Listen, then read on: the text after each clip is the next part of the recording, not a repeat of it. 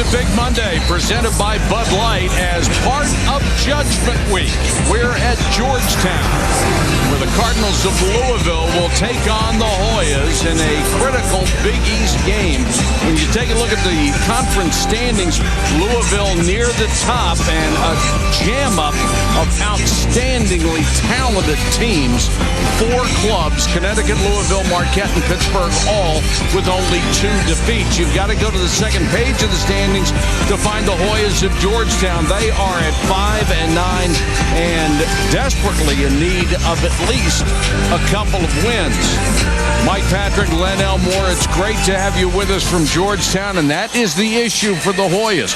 Where do those wins come down the stretch to maybe get to 8-10? Well, 8 wins is the magic number in my mind, and for Georgetown, this is their NCAA tournament. They cannot afford to lose. And what it comes down to, they've got to win this game, they've got to win the game at Villanova on Saturday, and they certainly can't afford to lose to St. John's or DePaul because of the bad perception that might entail. Is all everybody thinks. It comes down to there's no margin of error. The margin of error has gone from slim to none. Louisville, of course, has won the last 3 ball games. They're playing well defensively, which you would expect, starting to shoot the ball a little bit better. Absolutely. They've averaged 12 three-pointers made over their last 3 games, so they've been shooting the ball outstandingly. And again, the defense has been a constant for them. They're rolling at the right time. All right, how about your star watch tonight? Well, we're going to take a look at one guy who's probably the most versatile player in the conference, and that's Terrence Williams. T-Will does everything that's needed to win. And for Georgetown, Greg Monroe, the freshman, talented, skilled, but underutilized. Georgetown's got to get him going early. Let's take a look at the lineups first for Louisville at 21-5. They have won 13 of their last 15 games in the backcourt. McGee and Smith start at guard, but their strength is up front with Williams, Clark, and Samuels, all of them averaging between 12 and 13 points a game. For the Hoyas, who are reeling, now 14-11 overall, 5-9 in the conference, Wright and Freeman in the backcourt. They need the big men to play like big men, especially Monroe, the talented freshman. Masharikov starting his 3rd straight game. Even with his size, he is more of a perimeter player than anything else.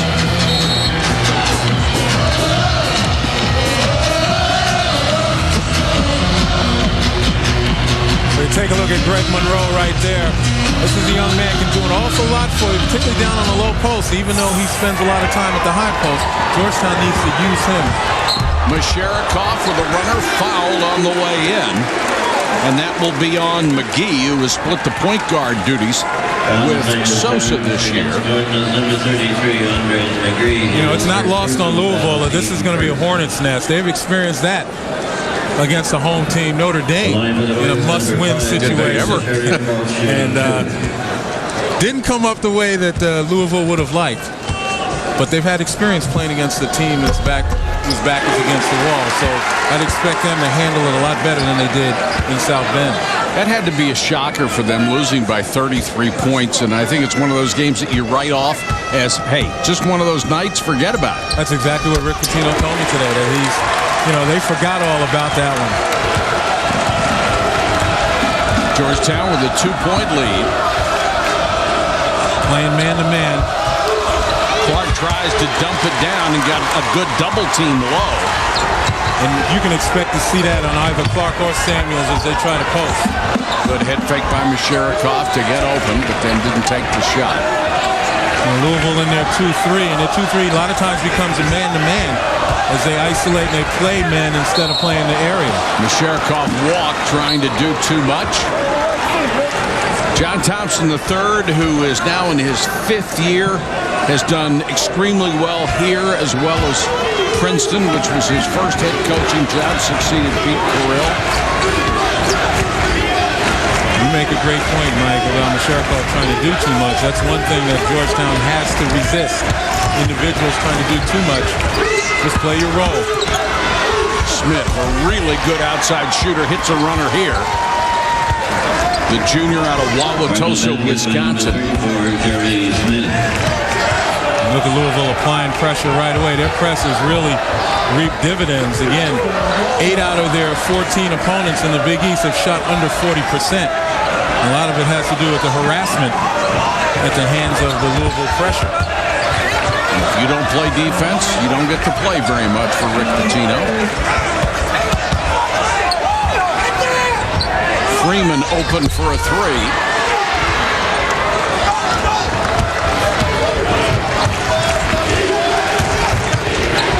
Williams penetrates but had it knocked away.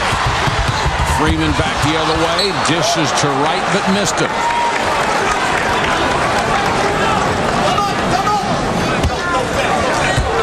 Louisville coach Rick Pitino, still the only coach to take 3 different teams to the Final Four. Had his greatest success, of course, at Kentucky, and he won a national championship back in '96. Take a look at that suit. A couple of weeks ago on Interactive Tuesday, Rick Pitino got voted the best dressed coach in America. Well, that's no surprise, is it? No. When he wore the white suit against Georgetown last year, though, I was thinking he may lose some style points. Samardo Samuels. I don't know if you can wear a white suit and carry it off. You get my vote.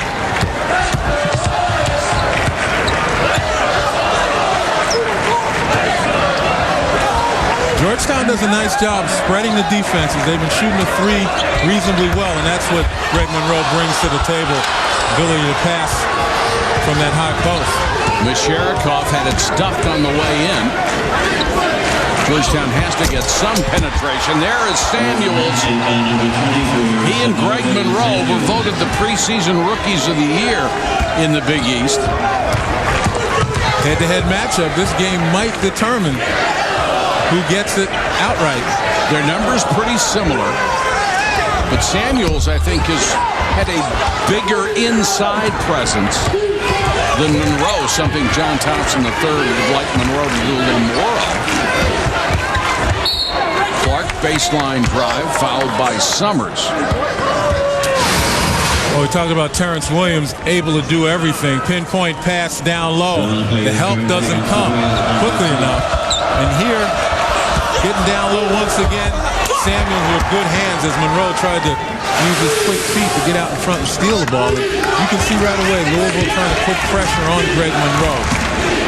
Clark, they love the uncontested threes, and Clark, who is an outstanding shooter from distance, when he's wide open, 26% overall. As Rick Pitino says, a lot of these shots have been forced from three-point range. He doesn't like it. He doesn't want any contested threes just wide open. And the Cardinals have hit all 4 of their field goal attempts early. Yeah, and I tell you, Rick Pitino's a proponent, as am I, of the inside-out three. You know, sometimes when you do it laterally, it's tougher on the shooter to turn and get their feet and the shoulders square. But inside out, guys are flowing in the shots. Misharikov out of the corner, and that's the value he brings for that front line. He's really a good perimeter shooter. And that time it was inside out. It wasn't low, but it was in the heart of the defense. And as I've said before, Greg Monroe, a nice conduit to have in order to get your offense going. Georgetown really needed that bucket, dropping behind quickly. And Smith, who is a 40% long-range shooter, has an uncontested three. Louisville hasn't missed from the floor yet. Misharikov, again, with the double team. Didn't look like anybody helped him. And another turnover as Georgetown's defense has turned Louisville over 3 times.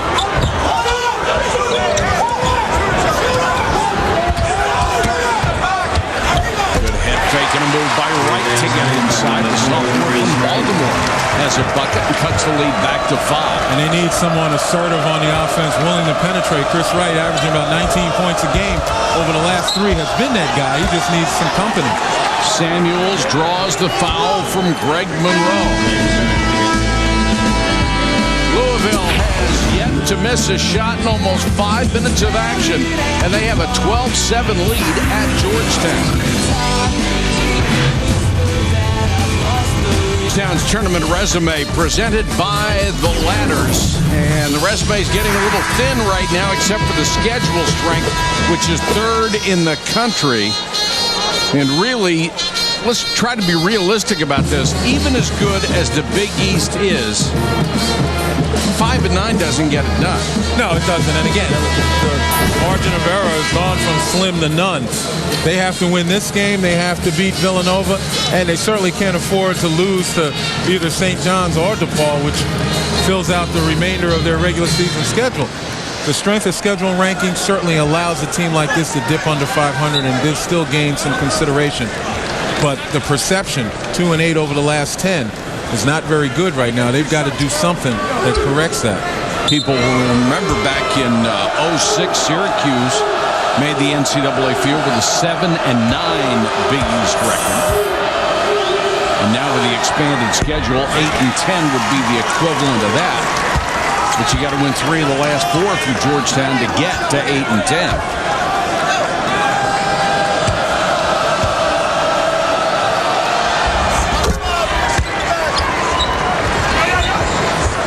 Henry Sims has come in the ball game for the Hoyas. Freshman out of Baltimore, 6'10", pretty good shot blocker. Yeah, he replaces Nikita Masharikov, who did a nice job offensively, but turned the ball over much too much. Williams kicks it outside. The jumper by Andre McGee. Louisville has hit 3 out of 3 3-point shots. Bad pass by Chris Wright against pressure, set it up. Well, outstanding defense. And again, you talk about scoring off turnovers. Louisville's averaging 17 points off turnovers. And they just know how to kick it in gear after they take the ball away. Rick Pitino, one of the first coaches to adapt to the three-point rule when it first came in. He has used it tremendously to his advantage. Tomorrow night on ESPN, a college hoops doubleheader. Judgment Week continues. 7 Eastern, the Nittany Lions of Penn State against the Ohio State Buckeyes. Then at 9 Eastern, Florida and LSU. That's on Super Tuesday. Hope you'll join us for that. 16-7, Louisville with the early lead. Mike, when you talk about indicators, dashboard indicators as to how Louisville is playing, they're well on their way to winning basketball. Obviously, we talked about 17 points off turnovers. They've got 9 of them already. Relentless pressure. Even if it doesn't work early, it usually works late. And right now, it's working early. And right there, that was more of a frustration shot. That was one of those shots. Greg Monroe hasn't gotten the ball much, and he takes the long one instead of getting down low where he can work. Equally good with each hand on the hooks and good footwork, but they don't utilize him in that respect. Williams was fouled by Austin Freeman. There aren't many forwards like Terrence Williams, who leads the club in assists, is one of the leading scorers and one of the leading rebounders as well. Sensational talent.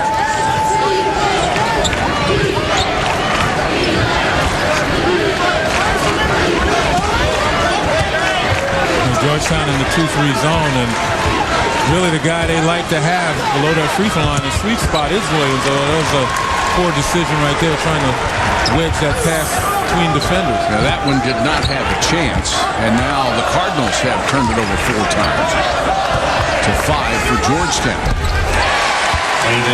Nice roll for Sims. Only averages 1.8 points a game, so any scoring they get out of him is going to be a bonus. Well, he hasn't played much, and I think John Thompson III looking for someone who can match up with the bigs for Louisville, and once again trying to force it into the teeth instead of moving it, spreading the zone a little bit and getting better angles. Ended up with a double team against Clark. 2 bounce passes in a row that have been picked off. Good ball movement there, and Freeman open for a baseline jumper. So Georgetown executing its offense a little better right now, to the delight of John Thompson III, and they have cut the lead back to 5 at 16-11. Well, excellent ball movement, and again, I talked about what Louisville needed to do on their offensive end is exactly what Georgetown has done. Going a little bit inside out, spread the defense a little bit, and getting guys on the wing an opportunity to catch and shoot or put it on the floor and get some opportunities. About to celebrate senior day with the Georgetown. Take a look what Louisville has done this year. Started 8-0, their best start in the conference since 2003. They have won 3 straight, rebounding from that 33-point blowout to Notre Dame, and I think that was at the end of Notre Dame's 7-game losing streak, which made it even that much more amazing that they were routed. Yeah, that was a must-win situation for Notre Dame to stay in contention for a tournament bid. And as I said, experience that. You forget the bad things. You file away the things that you necessarily have to do. Coming in here against Georgetown, I think Louisville much more prepared because they're in pretty much the same situation. This is a must-win situation for Georgetown.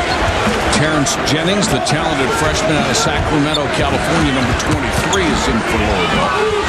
Clark wide open, drains it. That's a 2, and his toe on the line. They have hit all 7 shots from the floor. Georgetown with a tough time. That's a 5-second call. Wright didn't get anybody to come to him. Well, one of the problems is Chris Wright stood underneath the basket. He had no opportunity to throw a long pass because he's under the basket. He had an opportunity to run because it was after a made bucket. Georgetown so far with 4 field goals and 6 turnovers.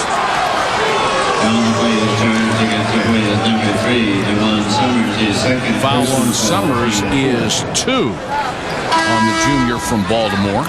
Substitution, number 21, Jarvis Swampshire. They're going to take a chance and leave Summers in there. He is a guy who averages 14 points a game, which is number 1 on the team. Well, I think in this kind of game, Georgetown has to throw out their normal routine. Must-win situation, tantamount to an NCAA tournament game. That's the way you got to play it. Jared Swapshire has checked in. He picked up that foul. A freshman out of St. Louis, 6'8", 205. So both benches using guys who haven't played very much up to this point in the season. For different reasons, obviously. Yeah. Georgetown trying to shake up their lineup, trying to get the maximum out of everybody, knowing they'll need the depth, and Louisville giving guys playing time. Trying to keep the starters fresh for the second. You can do that with a 7-point lead, can't you? Yeah, you can, especially if you haven't missed. Georgetown with good ball movement, but they're certainly not getting any easy baskets. There's Summers with a 10-foot runner. Williams back the other way, trying to go end-to-end, the block, but a foul on Sims. We've got a timeout with 11:56 to go in the half. When we come back, we'll continue the countdown to the top 30 plays of the past 30 years.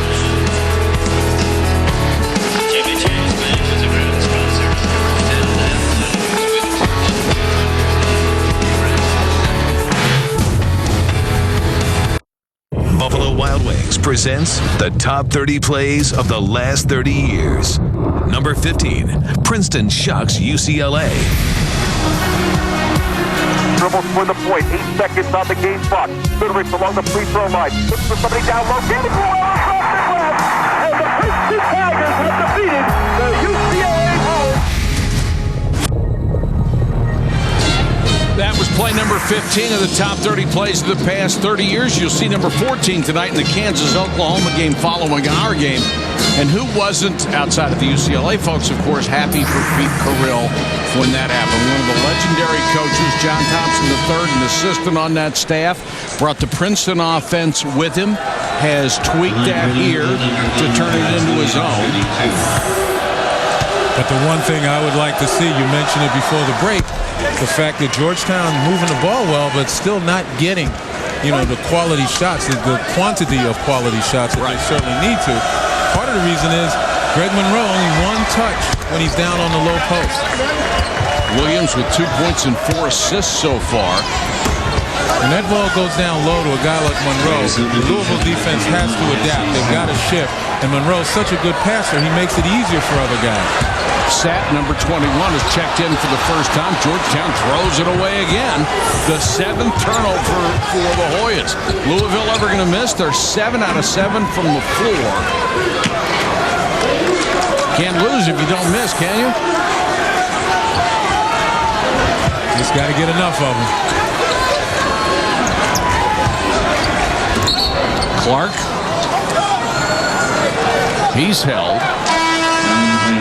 Well, again, Louisville just really attacking inside, going to the paint, looking for high percentage shots, but obviously the dividend of Greg Monroe possibly getting in foul trouble, which makes Georgetown a vastly different team when he's off the floor, is something else that they're looking for.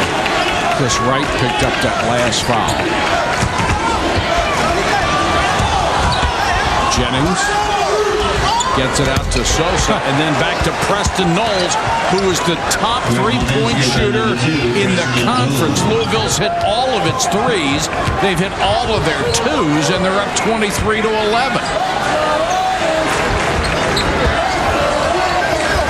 Well, nobody's ever shot 100% for a game, and there's an easy bucket finally as Misherakov with a nice dish to Monroe. You can shoot 100% that way.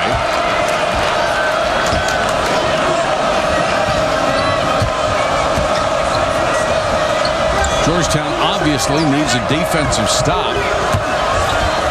Williams into the lane, good feed inside. The shot missed, but a foul, so they are still perfect. Terrence Jennings couldn't get it down. He was fouled.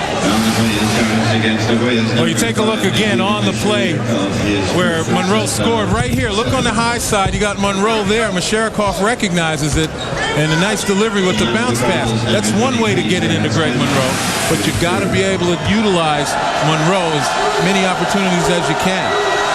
Already 7 team fouls against Georgetown.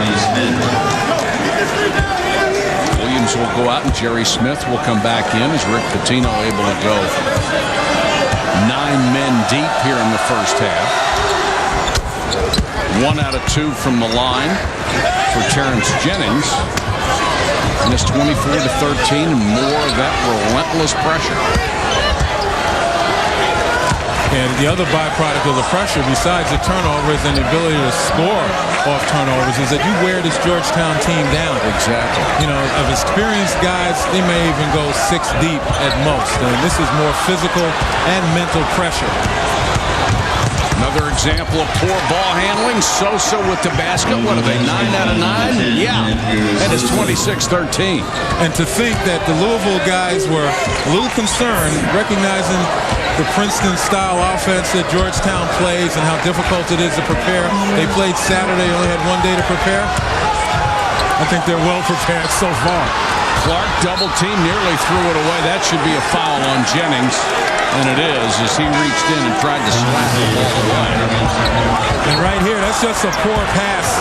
And we talk about the mental pressure that the press applies to opponents, and that was it. You got to make crisp passes, pinpoint passes, and the receivers got to go after with 2 hands. You got to be strong with the ball against this pressure.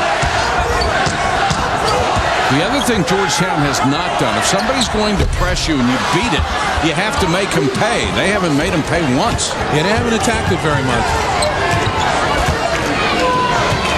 Williams gives it up to Sosa. And I really believe that over the last month or so, this has been a situation with Monroe not getting the ball, with Georgetown turning it over down the stretch, because they've been in a lot of these games.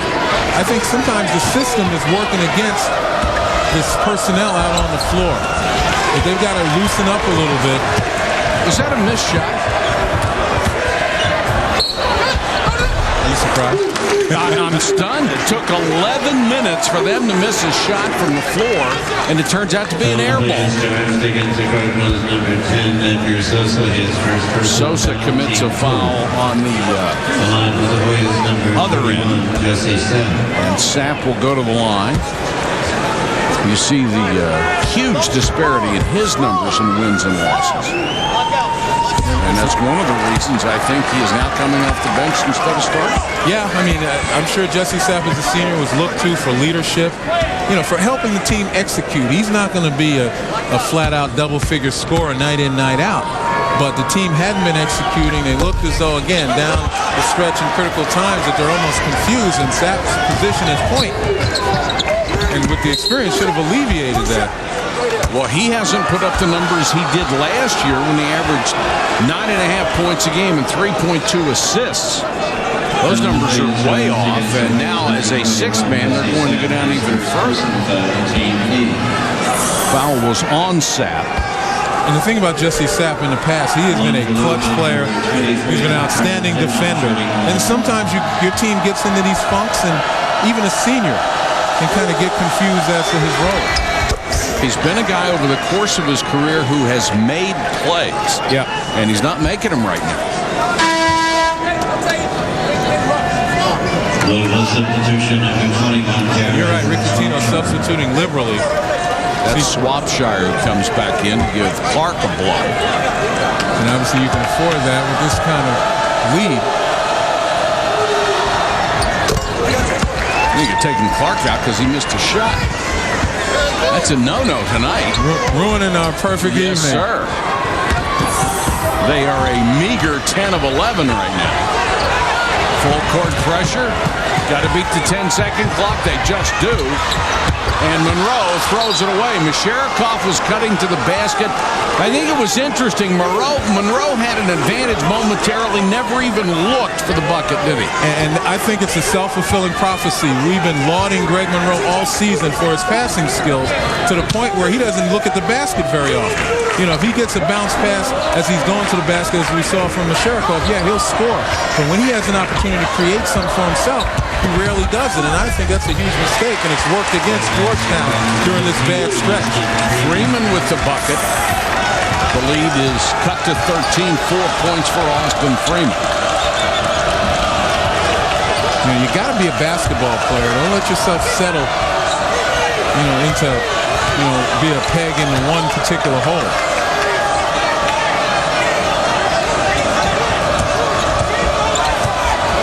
The switch, Misherakov is on Sosa. Shot clock down to 6. Jerry Smith couldn't get it to fall. Even though he missed that, John Thompson III can't be happy with the defense. He just walked all the way to the cup. Monroe down the lane. That's more like it if you're 6'10". I'm telling you, this is what he's capable of doing. He's got to get the mindset to do it, though. Georgetown is completely different when he's focused on being able to put the ball in the basket instead of trying to pass and do things. You pass when it's available, but there are times when your team needs you to take over. Something to be said if you're an extremely talented player for being selfish. Oh, pretty shot by Terrence Williams. Smiling on that. Looked like it clipped a little bit of the backboard from the corner. Yeah, he's got that big grin. You don't even call that one a horse.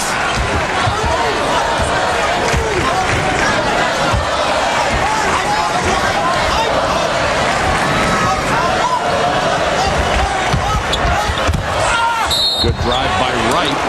Can't get the bucket, but does draw the foul. Well, Greg Monroe has got to understand that he can be the man. And when he does, Monroe puts the mon in monster.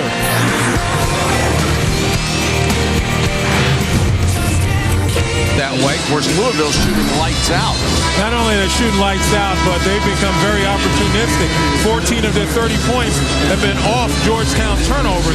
Louisville is one of those teams, again, you give them the ball in the open floor, live ball situation on turnovers, they'll burn you in transition. And they are scorching Georgetown right now, 30-17. And after missing a couple of shots, they are down to 83% for the game. You can live with 83%. A lot of coaches live with 83% from the free throw line. Are you kidding me? That's good, too. Close, yeah. But that's only 1 point. Right out of Baltimore. The point guard on this ball club. And misses the first free throw. You can see the anxiety. Guys keep looking up at the clock. It's early in the game. 6:43 in the first half, but yet guys are looking at the clock, looking at the score. Georgetown definitely knows what it has to do, and they know where they are. This is Clark. Samuels. Starts down the lane. Had to pick up his dribble. McGee gets it back to him.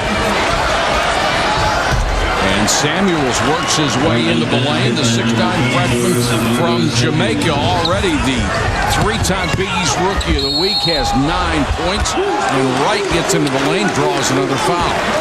Now, when we talk about Greg Monroe and what Georgetown needs to do, that's exactly what Louisville has done.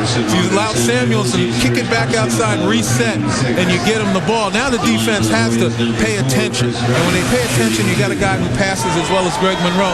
You've got opportunities not only for himself, but for others. Samardo Samuel's not nearly the passer, although he's improved throughout this season. His one focus is to put the ball in the basket, and obviously he can do that. Get to the ending like I told you on that play. The ending. Wright has hit 2 out of 3 from the line so far in this ball game. Now 3 out of 4. 32-20.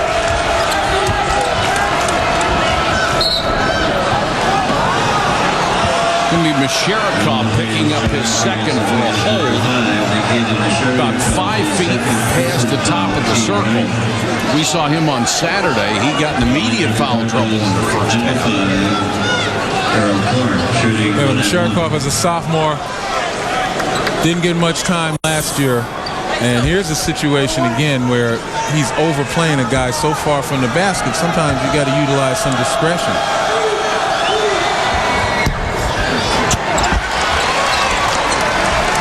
Louisville shooting better from the floor than they are the free throw line right now.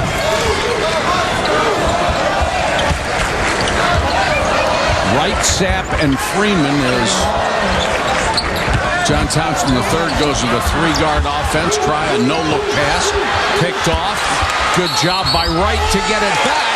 Then a basket and a foul. Well, Chris Wright had his pocket picked and decided he wasn't going to put up with it. But take a look at this.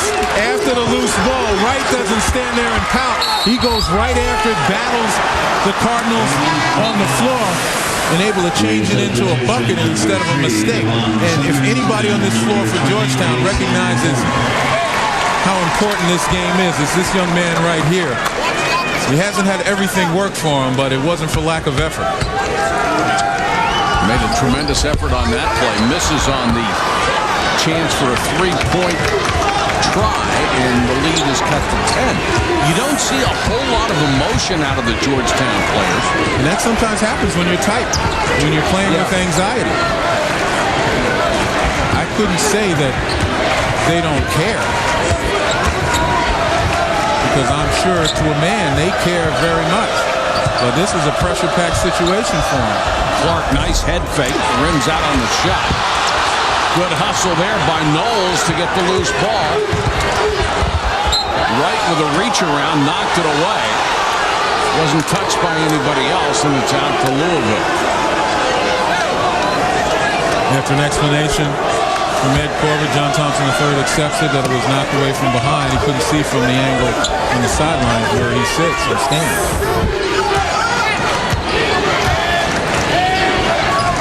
Louisville much better spacing against his zone right now.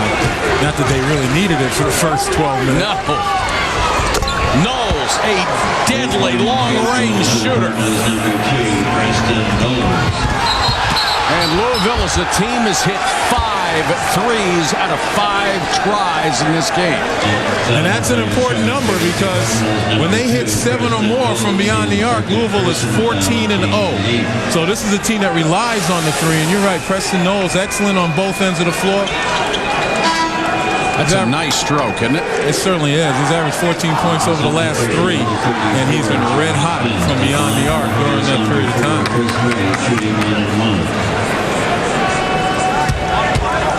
Played well at both ends of the court for Rick Pitino. Georgetown showing you a little more effort inside right now. And quite honestly, I'm surprised Earl Clark didn't go after that ball with the kind of aggression that you need. You know, when you got a team down, you got to be able to put them away, and that's the kind of effort that lets them back in the ballgame. Wright has missed 3 of his 6 free throws. Summers has done nothing offensively first half. Now he'll try a 3. Hoyas putting up a fight on the boards. They'll get a fresh 35. Wright will try a 3. And Clark gets that rebound and then is fouled by Summers. And as I said, Greg Monroe not on the floor. And you look at what Georgetown has been relegated to, shooting from beyond the arc, long shots, and possibly unnecessary long shots. And obviously, John Thompson III recognizes that as well. Clark got that foul instead of Summers. It's a good thing. That would have been his third. Clark shooting 2.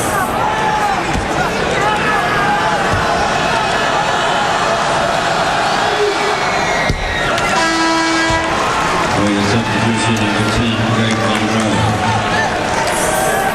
Monroe back in for Georgetown. Number 20, Will Scott. Williams will go out, and Will Scott, a seldom used senior out of New York, will come in. So Rick Pitino, with the luxury of a 14-point lead, and a chance to play just about everybody. Oh, there's a blocking foul on Scott, and that was close. There's hardly any contact. Yeah. It was more like a turnover than it did a foul. Yeah, because Scott was retreating. He was backing up.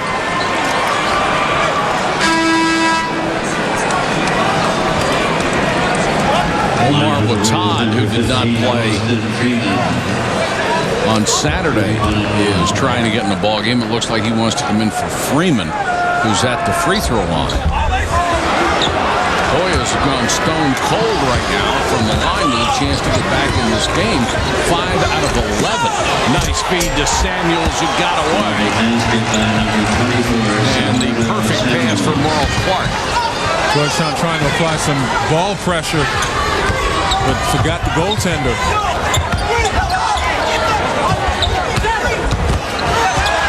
There's the steal by McGee.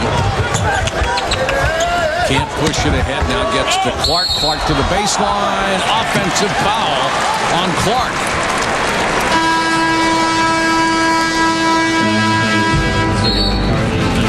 Got a timeout. 38-22. Louisville winning on the road. Carolina, what a stunner that was. Well, it seems like yesterday you and I were discussing the fact that Carolina was coming into College Park losers 7 of the last 10 visits. And who'd have thunk it, but you talk about some valiant play. Just amazing. And Gary Williams has the Terps in full battle mode right now. There's the conference standings. Carolina now only one game ahead of Clemson, Duke, and FSU. Surprising Seminoles. All those teams have 4 conference losses. Yeah, Duke put a little breathing room between them and Wake. It was an outstanding victory last night. And it's, you know, you got 2 conferences right here that's going to be battle royale. I'd just take them all. Getting in the tournaments. Put them all in the NCAA. It would make it interesting, no question. Yes, it would.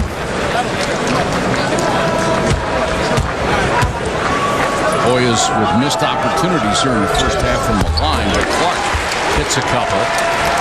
Well, one of the reasons is even though Georgetown's shooting 53% from the field, in 30 possessions, Greg Monroe has had 3 low-post touches. He's gotten 2 dunks, and he missed a jump shot. So to me, again, it's surprising. But again, I have to say that they're shooting 53%, so you can't make a big argument about it, except the fact that they've got this huge deficit. Sosa complaining about no call on what he thought was a hold. Shot clock at 8. Sosa penetrates. Could have gotten away with a walk. Oh, he did. And Clark hits a 3. And again, the heightened animation at the missed call by John Thompson III tells you what this game is about and what it means to his Hoyas. Chris Wright penetrates, gets it back outside. No runner by Jesse Sack. Louisville, by the way, has hit all 6 of its 3-point shots. That's one way to build a huge lead, and they have. They're up by 15. Good job by Sosa on the last possession to penetrate and kick out. Samuels, they tried to get it into him, lost the ball in a foul. And Samuels beefing about that call, I think, on both ends of the court. Well, it appeared to everybody in the arena that this was a travel. Maybe not. I don't know. It looked kind of skippy, though. Skippy? Number 21, Jesse Sack. It looked like he skipped a little bit, but it was hard to tell from that. But obviously right in front of the Georgetown bench, they were convinced. And they were so convinced that they convinced me. Sapp at the line is a 74% shooter, but 0 for 2 in this game.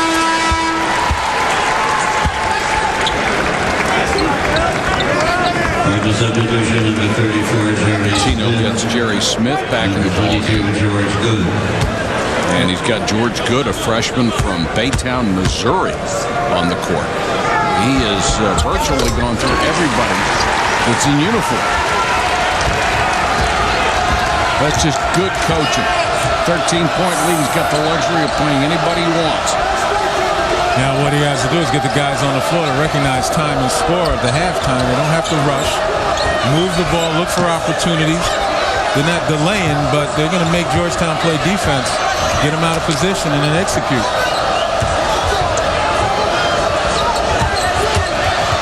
Georgetown playing that good D, though. Yes, they are. Smith under pressure. A runner, no. The tip, no. And out of bounds to the Hoyas. Greg Monroe did a good job in there, not letting him have another follow shot. Terrence Williams missed a tip from point-blank range. And you listen to this crowd, you look at the coaches, everybody standing on Georgetown's bench among the coaching staff. You know that Georgetown is not going to lay down. They're trying to get the emotion in this game. They're going to fight back, despite the hot start by Louisville.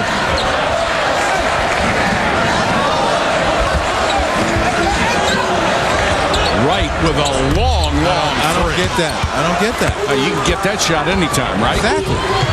Move the ball. They are only 1 out of 7 from three-point range, while Louisville is just on fire. Bad move there by Clark. Got caught up in the air and threw it away. Georgetown needs a bucket on this possession. Down by 13. A little momentum going in, perhaps. With Todd. Well, that was a heck of a defensive play by Terrence Williams. Jason Clark tried to reverse layup. Williams got a piece. It just shows you that Terrence Williams, the most versatile player in the Big East, will do anything that's necessary to win, whether it's setting other guys up with assists, rebounding, scoring, playing defense, taking the ball away from you. He's posting up right there. Comes up a little short. Pretty good defense by with Todd, who stayed right with him. The Hoyas can play for the last shot of the half.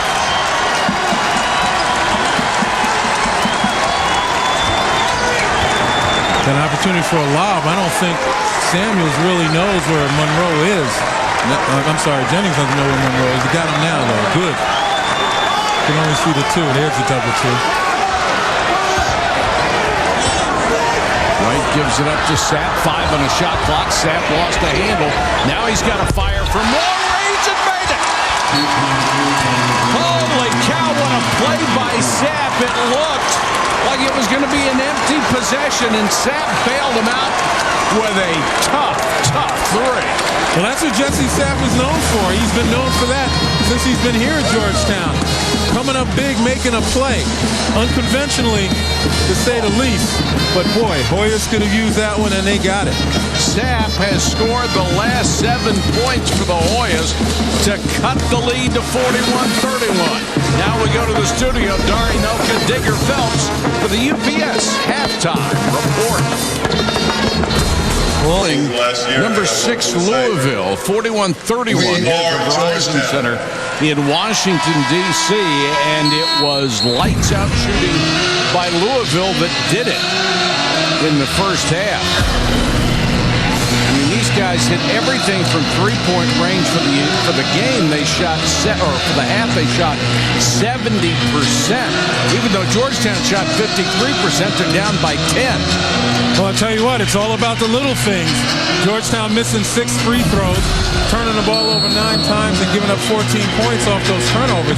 Hit your free throws, take care of the basketball.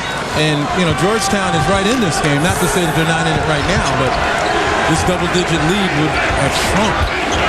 Louisville taking care of the little things. Louisville didn't miss a shot for the first 11 minutes of the half. McGee starts the second half at the point. I'm sure at halftime in the Georgetown locker room, you heard things like be stronger with the ball, focus, concentrate, and obviously from a defensive standpoint, we need to get more possessions. Sapp, who hit that big three at the end of the half. Summers has done Zippo offensively tonight. He's played in a one-dimensional fashion right now. All he's done is settle for long jump shots. He's a better player than that, and he's got to show it. Foul on Samuels is his third. When you take a look right here, Samuels ducking in. Yeah, that's big man play right there. I'm not so sure there's a whole lot there. You never got called for a foul like that, did you? Well, not in my era. If they call that rough play, then I'm not so sure that they need to be playing basketball out here, because that's what post guys are supposed to do.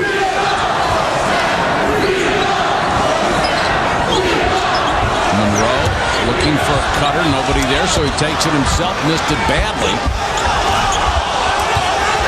But you gotta like the fact that they went to him early and he made an assertive move. John Thompson III complaining that ball hit the basket support on the pass across.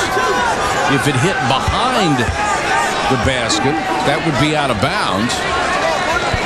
But it was pretty obvious. I think the officials thought it hit the underside instead of the back.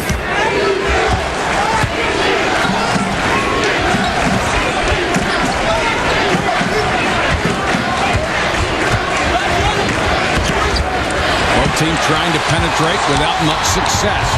Sapp on the run, takes it all away. That'll be a goaltend on Clark. Well, coming out in this half, it's Georgetown that's established a momentum. Just the idea defensively, creating turnovers. And Jesse Sapp, obviously with a little sleight of hand with the layup, and Rick Pitino definitely wants to talk about this one. Sapp has scored the last 9 Georgetown points, giving them a little boost. They have cut the lead down to 8. Continues with a Tuesday night doubleheader. 7 Eastern, Penn State against Ohio State. Then at 9 Eastern, the Florida Gators against the Tigers of LSU, who are ranked 18th this week. Boy, surprising Penn State Nittany Lions in the Big Ten against Ohio State. Yeah. That is obviously Judgment Week to a T, to see who might get an NCAA tournament berth in Florida. LSU is in. Florida needs to do some work to be in the picture. Georgetown fans fired up right now. Clark goes into a lane, backs into a double team, and can't hit. Good defense, Georgetown. Well, you talk about how Georgetown got back into this ball game, and you point to one person, number 21, Jesse Sapp. Louisville with a 17-point lead. Sapp with 9 points. Can he make it 12? Rimmed out. Summers able to get a hand on it, but that's all. Well, he had a good look.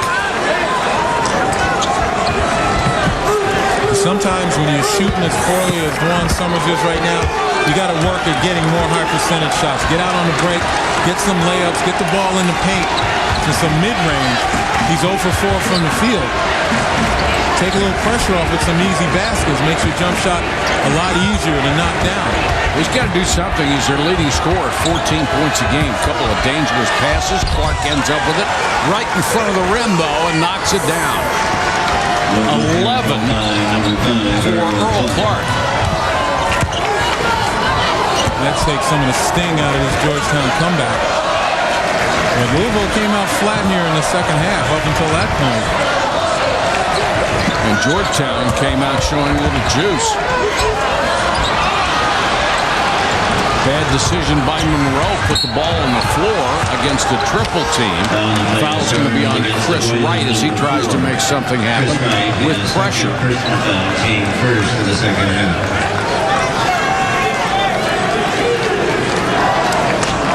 Chris Wright, who missed last year's conference play because of injury.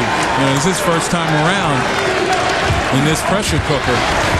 Samardo Samuels with those 3 fouls. And as long as they had the lead, They can leave him on the bench. Rick Pitino has gone very, very deep on his roster in this game. And again, a wide open three. Jerry Smith knocks it down. He's 10th in the conference in three-point shooting, and Louisville has made all 7 from long range. And again, it bears repeating, 14-0 when they make 7 or more from beyond the arc. And those have been just the way they like them, uncontested open looks.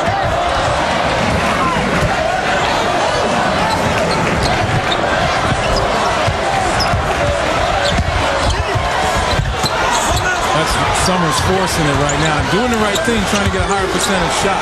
Clark blocked it on him, and then right with a big shot.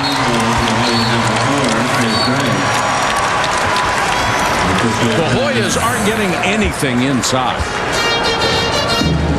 against a really good shot blocking team, 4th in the country in block shots. You're right. You take a look here. A little penetration. Kick out right there. The perimeter is open when they put pressure on the Louisville defense. But Louisville's starting to get its mojo back from the first half. And that basket looks awfully big from beyond the arc for Louisville Cardinals. 7 for 7 will do the job. They've had a huge advantage tonight over Georgetown and continue to lead by 10 with 15:57 to go in the ballgame. Of course, we talked about how big a game it is for Georgetown. It's a big game for Louisville as well. They still think they've got a legitimate shot at finishing first in the Big East. That's a tremendous feather in their cap if you can do that. And, of course, seeding is important for the Big East tournament and for the NCAA tournament based on their record down the lane, or down the line. And speaking of in the lane, the miss by Clark, the follow by Jennings, and he's fouled. 15:40 to go in the ballgame. The lead is 10. When we come back in the spirit of the Oscars, Lenny hands out his Big East hardware. Well, in honor of Oscar last night, we're going to have another award ceremony, and this one doesn't have the acceptance speeches. Dewan Blair, Jarrell McNeil, 2 guys that are singularly responsible for the success of their team. Obviously, this is no contest. Hasheem Thabeet changes games on the defensive end. And Buzz Williams, Coach of the Year, Marquette at 23-4, tied for first place in the loss column for the Big East. He's done a tremendous job. He inherited 3 terrific seniors. But you know what? Sometimes you get an award for not messing things up. And he's added some stuff to it as well. Outstanding job by everyone. I didn't even have to ask for the envelope. Did you watch the Oscars last night? A bit. I watched the whole thing. I thought they did a great job. I was watching some basketball last night. I'm shocked. Down in Durham. But, you know, that's me. I am shocked. Jennings goes to the free throw line. You know, speaking of Blair and Jarrell McNeil, I mean, you look at their numbers both from an objective standpoint, but certainly on a subjective perspective, you look and see what they mean to their teams and how successful their teams are. You know, you have the best players on the best teams are the guys that certainly deserve the recognition. Luke Harangoti's got tremendous numbers, but his team hasn't been nearly as successful as it had been in the past. Bad pass, picked off. Williams missed the shot. Clark, offensive rebound. Kicks it back out to Smith. Good play by Clark. Yeah, normally I wouldn't agree. Oh, Smith fed to Jennings. He couldn't hit it. Then Jennings got the rebound. May have gotten away with a push. Georgetown back the other way. Boy, do the Hoyas need a bucket. I was going to say in the last possession, normally I don't agree with a big guy throwing it back outside, but right. Clark was falling off balance and had no shot whatsoever. So you're right, an excellent play. Masharikoff in for Georgetown, gives them a little outside firepower. Nice drive by Wright. Again, you can't say enough about Chris Wright and his assertiveness. It hasn't always gone well for him. But again, it's not for a lack of trying. And that time he recognized the baseline was open, used his quickness, got head and shoulders past his man, then used his body nicely to screen Jennings away from it and create the foul. last 4 ball games, he has played quite well for Georgetown. Has 11 points in this one, averages almost 13.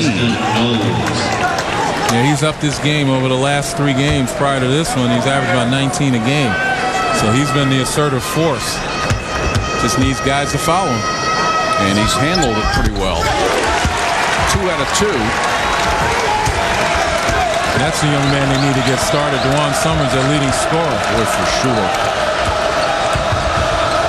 Hard to imagine he and Monroe not being consistently more potent scorers than they are. Clark fouled on the way in. Well, I think Monroe has the potential, but the system seems to limit him a little bit. He spends too much time at the high post, in my opinion. In some games you can do that, but in games like this where you need a thumper and you have an opportunity maybe to get the other guy's big man in foul trouble, a guy who's pretty integral to the attack. You know, I like to see Monroe low on the blocks, kind of on the move because of his quickness. Louisville as a team does not shoot well from the free throw line. Clark only at 64%. The team only at 65%. So if it comes down to free throws, just about anybody is going to have an advantage on these guys. Yeah, Louisville 9 of 14 from the free throw line. And talking about Summers and Monroe tonight, collectively 2 of 9 from the field, no free throws. And that the no free throws shows lack of aggression. Yep. See, this is another thing the young man can do. He can handle, maybe overhandle. But if he had gone to the basket. Yeah, he was looking to pass again, it appeared. Right. If he had gone to the basket with his mind made up, he's coming right at you. Now pick it up and go. Instead, you know, he allows himself to get in the crowd and the ball is down near his waist where everybody can get to it. You could see his head turning, looking for somebody instead of looking at the bucket. There was nobody there. Nobody was coming to the ball. Clark being more aggressive on his end with the miss, but Williams with a follow. Another follow. And a foul on Sapp, and Sapp very vociferously protesting the call to Carl Hess.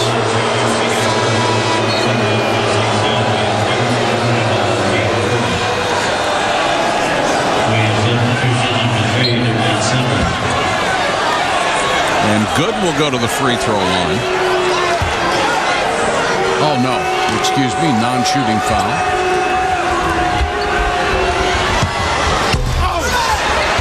Clark had a shot at a rebound, and finally, Preston Knowles missed a three-point shot. That's the first one Louisville, as a team, has missed. The first one Knowles missed. They are 7 out of 8 tonight.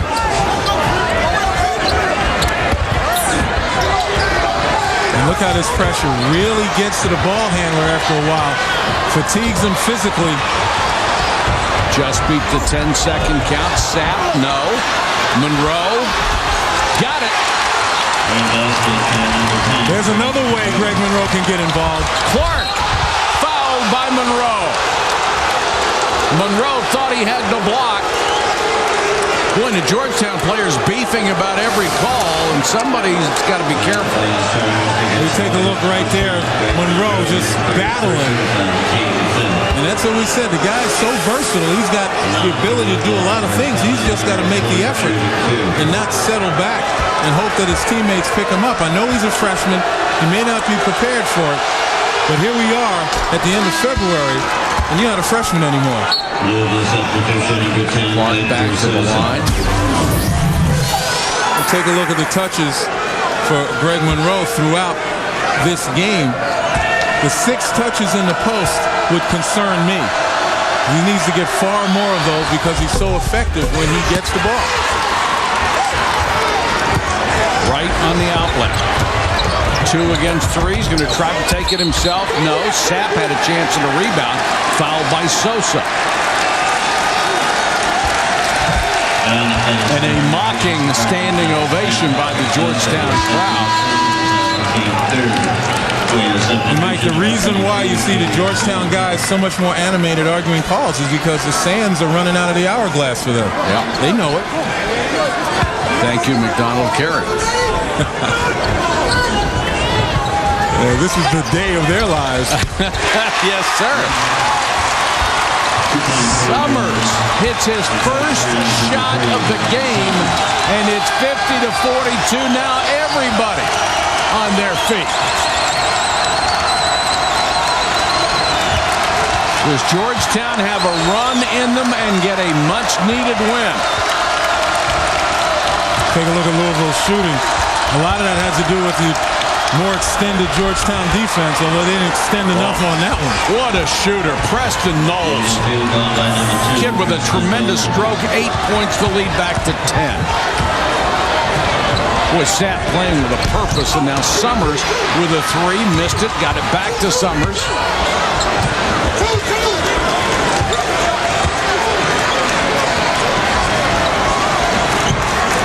Been difficult for Georgetown to get those backdoor cuts. Right. Great penetration. Couldn't hit the shot. Comes up with a loose ball. Fires again. No. Louisville basketball. Wright is doing everything he can. Sosa.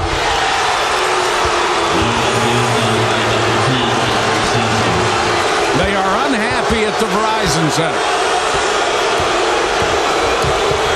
Louisville zone has really taken the ability offensively for Georgetown to get their trademark backdoor cuts and really get folks out of position.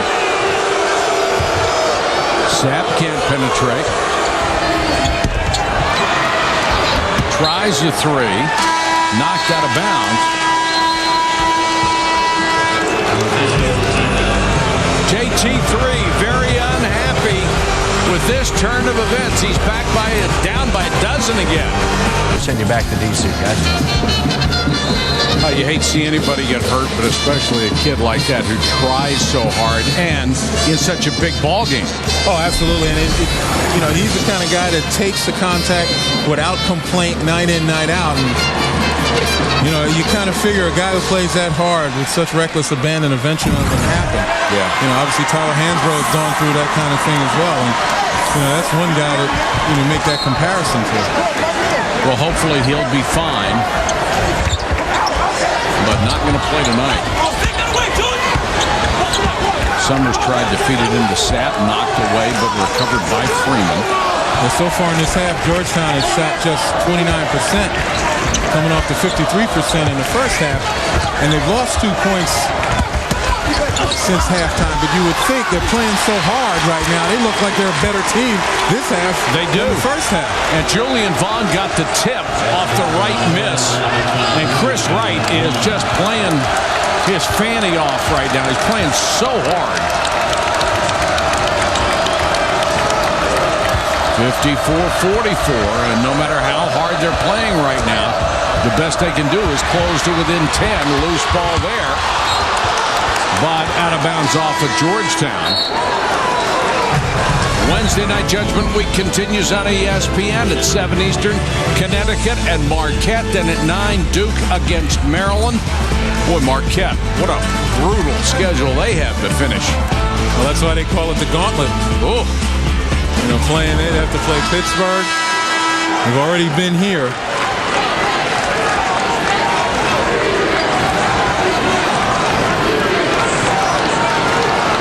Sideline out to Louisville with a 10-point lead, 11:09 to go in the ball game. Sosa running the point. Got caught up in the air, kicks it out to Williams. Williams tries a three. Offensive rebound, follow. Nice block by Summers.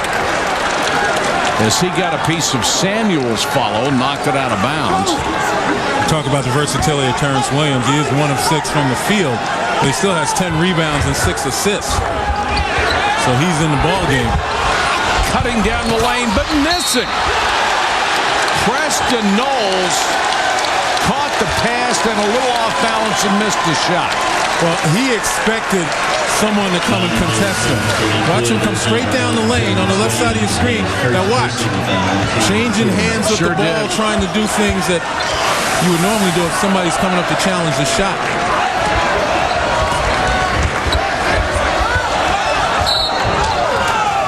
Wright had it knocked away. Haven't been a lot of turnovers lately by this press, but as you pointed out earlier, it just wears on you. Well, they got him early. And obviously Georgetown and their staff too good of a coaching staff and the players are too good not to make an adjustment, which they have. But it's still, from a physical standpoint, you look at the last 5 minutes or so and see what kind of legs Georgetown has as Louisville has thrown their depth and their pressure on them just to wear them down. Summer, 17-footer. 1 out of 7 from the floor tonight. Sosa. Boy, Sapp got away with one there. Grabbed his wrist. Got it ahead to right. Missed the jam. Holy cow. Samuels back the other way, and he's fouled. And Knowles is down for Louisville. Well, like we mentioned, Chris Wright, it's not for lack of effort, but some things go right and some things go wrong for Wright. Go figure it out. You've confused me, but I'll figure it out.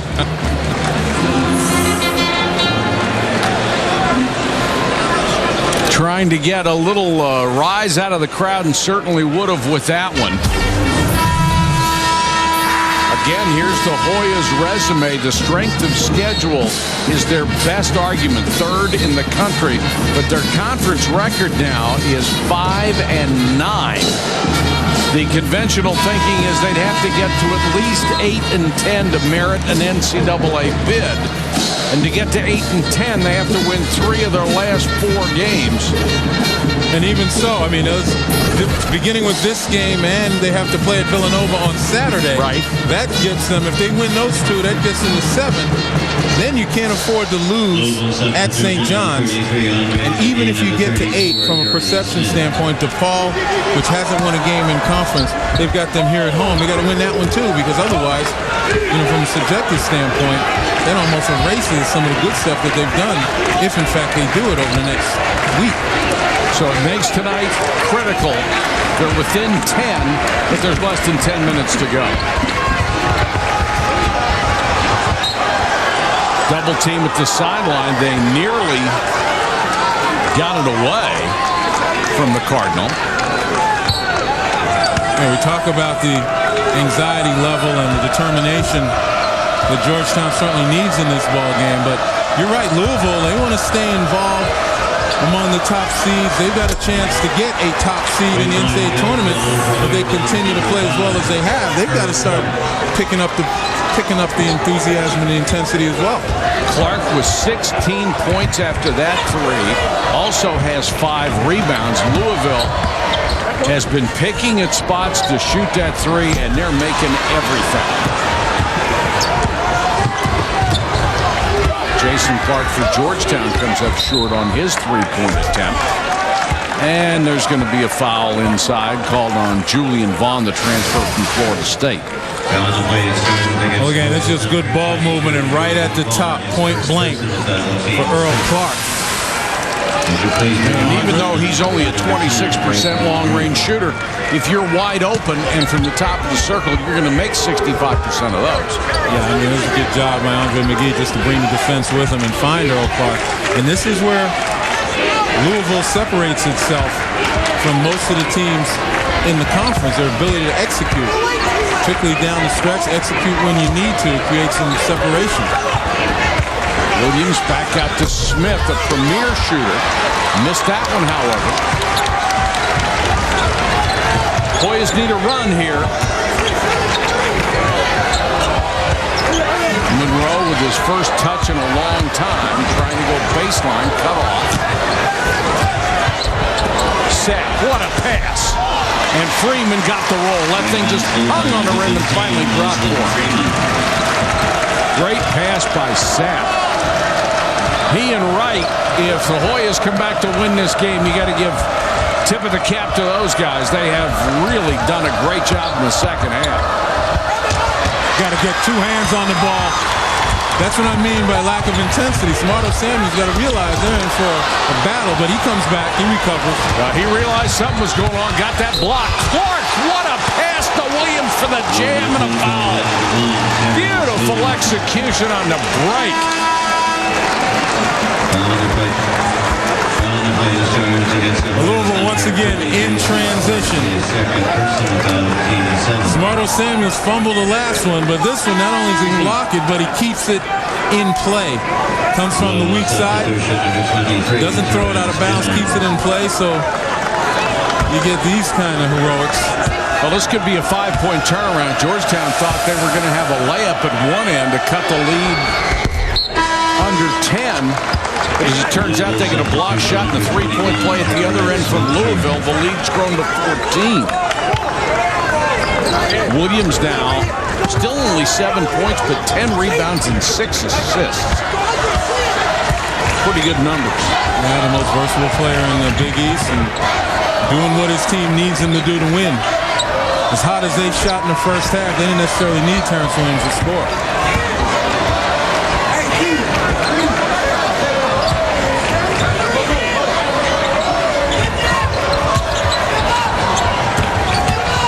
Wright trying to penetrate, kicks it back to Freeman. Goes baseline, had that shot partially blocked by Swapshire. Take it to the hole. And Monroe did not realize the shot clock was running down. The shot clock went to 0 and there was no buzzer. Now Georgetown's going to lose the ball here. Monroe did not realize the shot clock was running down. It went to 0, recycled quickly to 35, but there was no horn. I think he anticipated the shot clock running out. That's why he slowed down and laid it Well, off. I think he saw it went back to 35. Right, watch. He knows it's 0 now. You can hear the buzzer somewhere, and he just threw it up there. He thought that it had expired. Could hear the buzzer, but no horn. Shot clock violation, as you see all the details on Kansas against Oklahoma. It's a shame that Griffin will not be able to play with his teammates in such a big game. This was a shot clock violation here. Absolutely, no question about it. Greg Monroe never got his shot off before the violation. There was no change of possession. The officials went over and checked the videotape, and the shot that was taken during the possession did not touch the rim, so the shot clock did not recycle. Basket for Terrence Jennings, and the Cardinals opening up a lot of space right now at 62 to 46. Georgetown has to play with some urgency now. And it's tougher against the zone. Good ball movement. Summers got inside and draws a foul. Again, good things happen when Greg Monroe can touch the ball inside. The foul is on Jennings, but that is only that's 4 on him, but it's only the 15th foul line against Louisville here in the second half. Last possession, and Monroe got it in the post.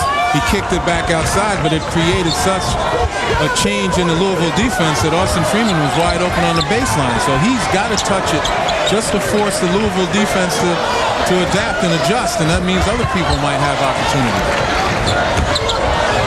Georgetown moving the ball around the perimeter, and here's the drive by Austin Freeman, and he's fouled.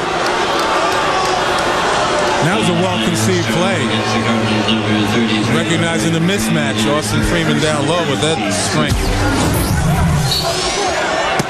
Summers held 12 points below his average. Monroe and Freeman also with a stranglehold from the Louisville defense. Monroe, 17 feet. Freeman. Well, he had 3 possessions and got a basket. They may have moved the ball well, but you can't afford 3 possessions and 1 basket right now. They took a minute off the clock. Yeah, I mean, they've got to find ways to get into their offense quicker, get some quick hitters. It's going to be a hold on Freeman.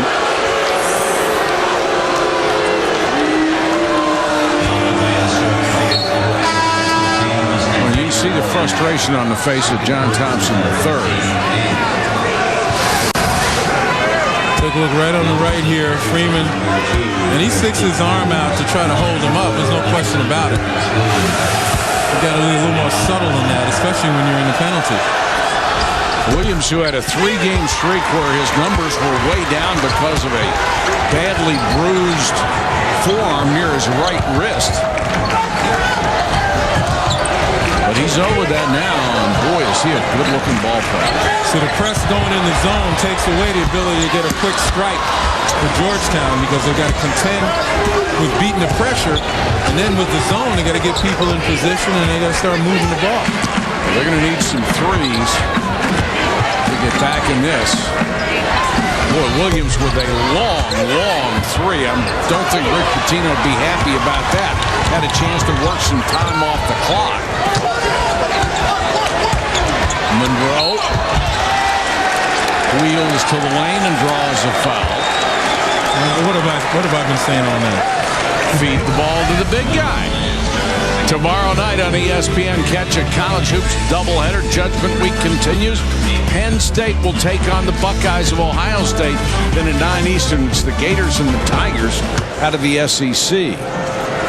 Monroe, the 2-time Player of the Year in Louisiana, played his high school ball in New Orleans. Like Samardo Samuels, who was voted the co-rookie of the year before the season started with Monroe, both 3-time rookies of the week in this conference. Nice stroke from the free throw line. Monroe hits them both. That cuts to a dozen, but only 5:13 left.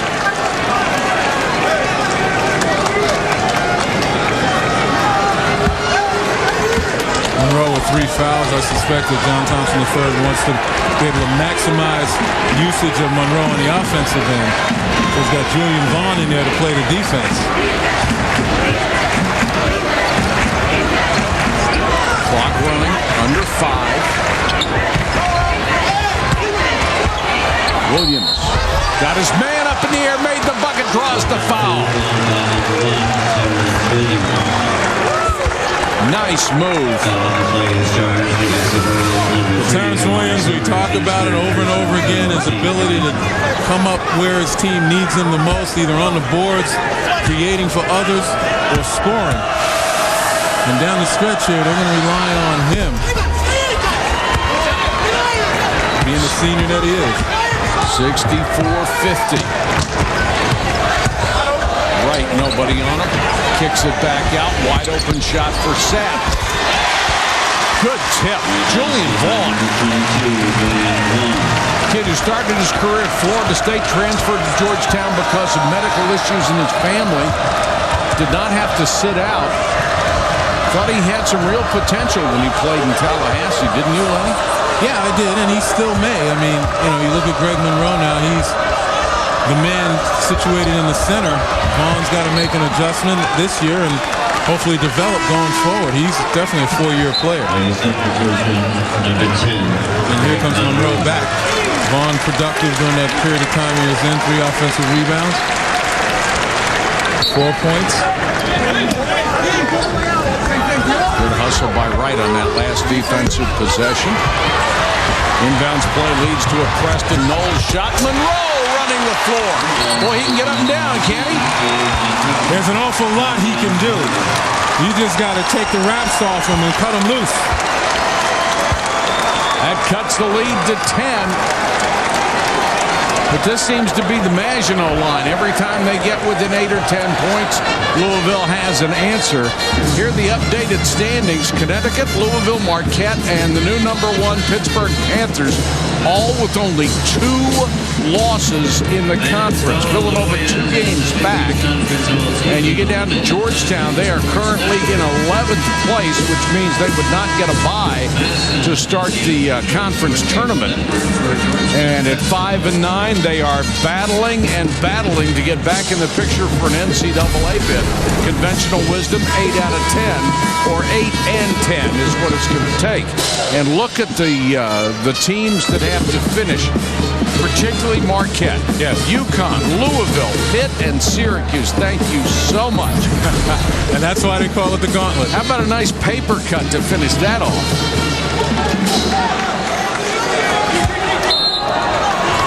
Now Georgetown will go full court pressure. And make this game a little more helter-skelter, get some open court looks.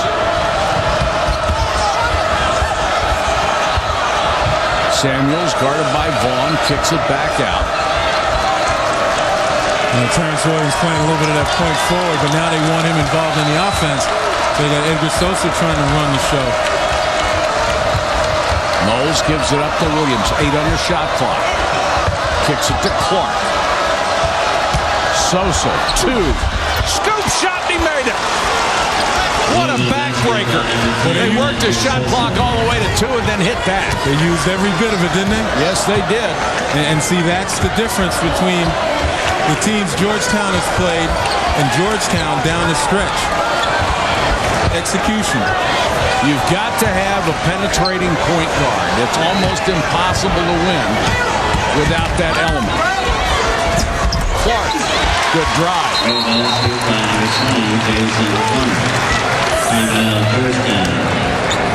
Teams that pass the ball around a perimeter of the defense consistently don't win too many games, do they? No, they don't. I mean, there's definitely a reason to move the ball around a perimeter, but when you got a guy like Monroe, you can go inside out. That's great as well. There's a little spin reverse dribble by Clark that gets in there. And you see the penetration, what it does, puts a lot of pressure on the defense. But more importantly, you talked about the penetrating point guard. I mean, that's part of classic point guard play.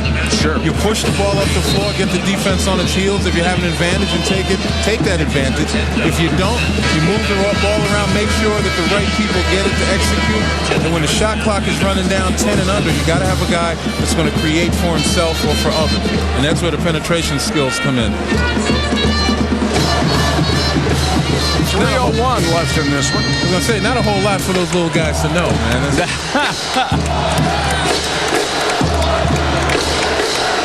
Now, the little guys don't just stand under the basket and wait for somebody to hand them the ball, Len. Come on. Louisville trying to inbound against pressure. Just got it in. And Knowles will help him work on the clock. It's a 4-possession game right now. And there is a reach-in foul with 18 on the shot clock. If you're going to do that, why wait till you get down to 18 seconds to commit the foul?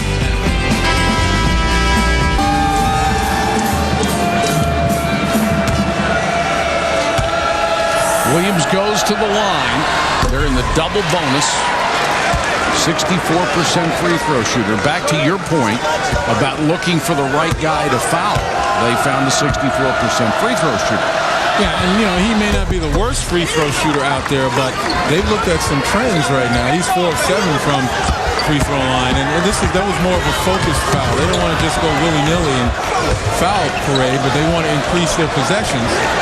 And even though it is a double bonus, they're hoping that there's going to be some misses, but you can't turn it over like that. Wright got caught up in the air, threw it away right to Clark. And now they can work another 32, 33 seconds off the clock unless you're going to foul somebody. Sosa is a good free throw shooter. They get it to Williams. They foul him.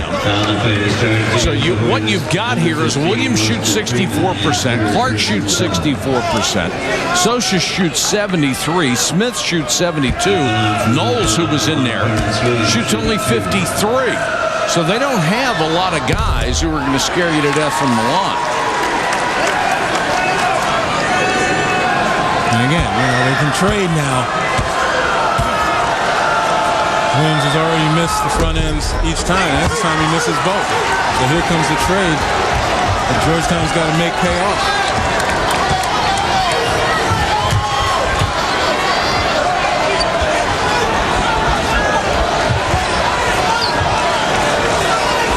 Clock just ticking away. 2 minutes left.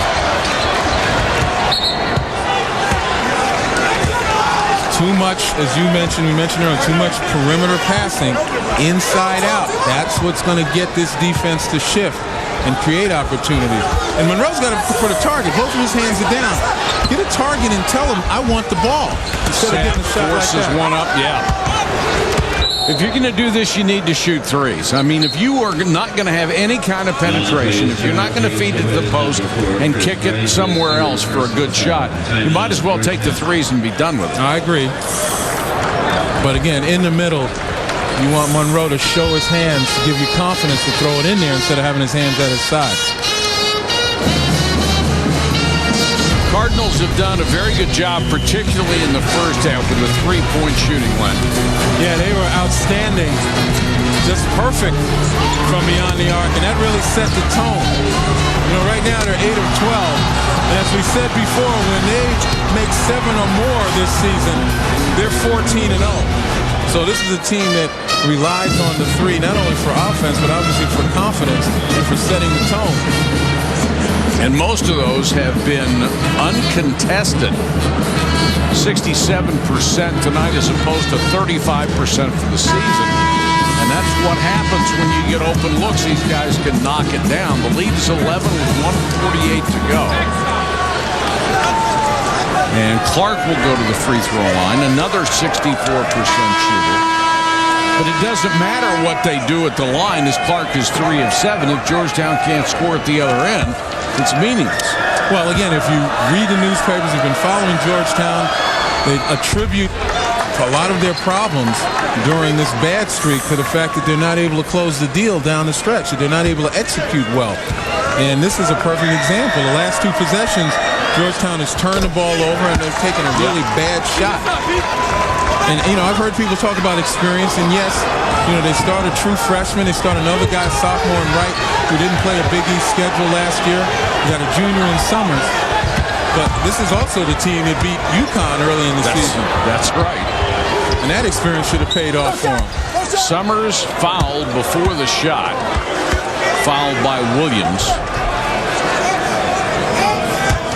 Oklahoma and Kansas coming your way when we're done here. That should be a great ball game. In spite of the absence of the nation's best player, according to most of the experts. Now Georgetown's going to get Masharikoff into the ball game. You see the numbers on Summers. He's been basically invisible tonight. Goes to the line for the first time, has only 2 points. A young man who averages 14 points a game.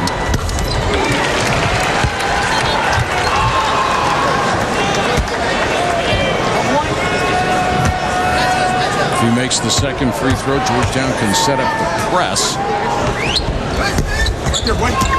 But he doesn't. Clark had the rebound. Masharikoff trying to go after it and commits the foul. Yeah, that was the main reason Masharikoff was in there. In the event that they had stolen the ball, Masharikoff is a three-point threat. Right. Even though his numbers don't necessarily present that. But again, Georgetown looking to try to get possessions. That's why they fouled. They began fouling so early. Our 21st century insurance player of the game is Terrence Williams. Dangerously close to a triple-double. 10 points, 10 rebounds, 7 assists. His 16th career double-double. His 9th double-digit rebound performance this year. At 6'6", we mentioned it before. Whatever it is you need from Terrence Williams, if you're Louisville, that's what you're going to get. Yeah, it's pretty good. 5th all-time in three-point shots made, 5th in assists, 7th in steals. Just a tremendous all-around performer. Clark now with 20 points and 8 boards for Louisville. Louisville's retreating right now. They shouldn't have to foul it because Sosa does it. Summers drives. He says he's fine, but I don't know if Rick Pitino thinks he's fine. Yeah.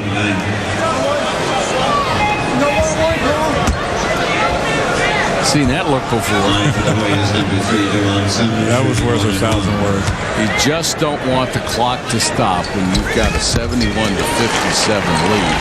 There's just no point in it.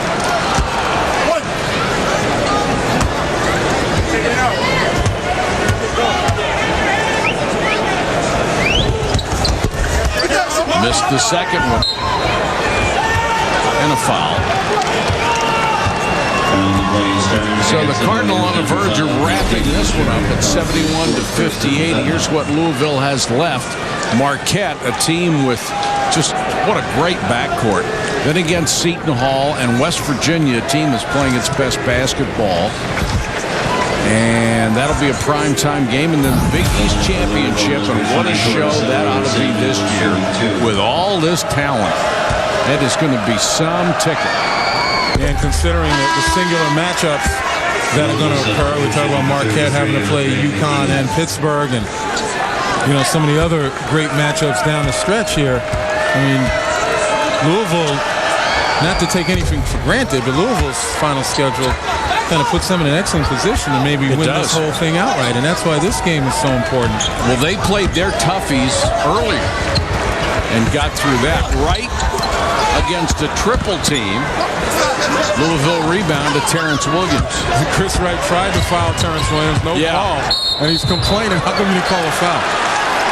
And Wright also thought he was fouled on his drive. You got to take your hat off to this young man tonight. He has played just so hard and been a leader, if nothing else, by example for the Hoyas.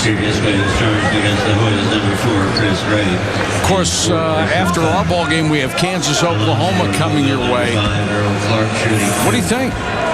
Well, obviously, Oklahoma still have a chance? Yeah, but they're at home. I mean, that's the first thing. And I think they have some guys who can pick it up. You talk about Willie Warren, who quietly has probably put up the best freshman numbers of anybody in major college basketball. And, you take a look at Austin Johnson at the point. He's got to be able to control, limit the turnovers. Because Kansas gets out, they press you, they can block shots. Aldridge in the middle. And Sharon Collins has done an excellent job putting the ball in the basket. So Oklahoma's saving grace is that they're at home. Of course, we have heard nothing about Blake Griffin past tonight.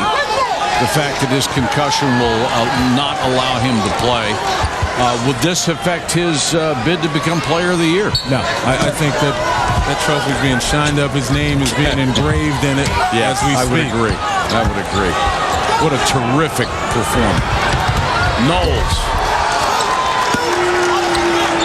Well, this is going to be a tough one to take for Georgetown because this is going to knock their conference record down to 5-10, meaning conventional wisdom says they have to win their last three to have any opportunity to get into the NCAA tournament. And that's a steep mountain to climb, especially when you will have lost 9 of your last 11 ball games. Yeah, they not only have to win those 3 games, but they've got to do it in a fashion that changes the perception. And Rick Pitino very proud of his guys.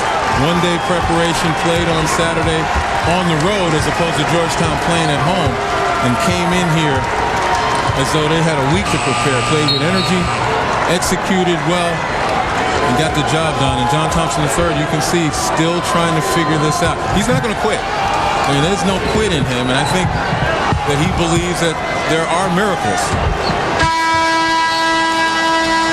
The final score here at Georgetown, the Cardinals of Louisville 76, the Hoyas 58. Coming up next on ESPN, Kansas, Oklahoma. For continuing coverage of our game, tune to ESPN News. For Len Elmore, this is Mike Patrick. Thanks for watching. This has been a presentation of ESPN, the worldwide leader in sports. Now we go to Ron Franklin.